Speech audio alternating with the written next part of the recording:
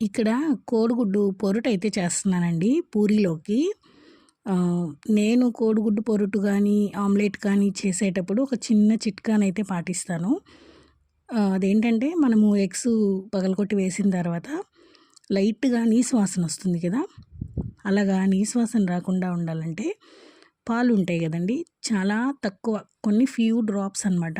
అలా స్పూన్‌తో తీసుకొని ఆహ్, మనం చేస్తున్న దానిపైన అట్లా వేసామంటే నీసు వాసన అనేది రాదు.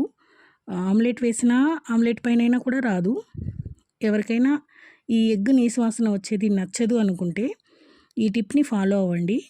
నీసు వాసన అనేది రాదు. ఇంట్లో మనము చేస్తున్నప్పుడు కూడా ఒక్కొక్కసారి స్మెల్ వస్తుంది కదా! అలాంటి స్మెల్ కూడా రాదు. ఇది నేను పిల్లలు ప్రెగ్నెంట్‌గా ఉన్నప్పుడు నాకు ఈ స్మెల్ పడేది కాదండి అసలు.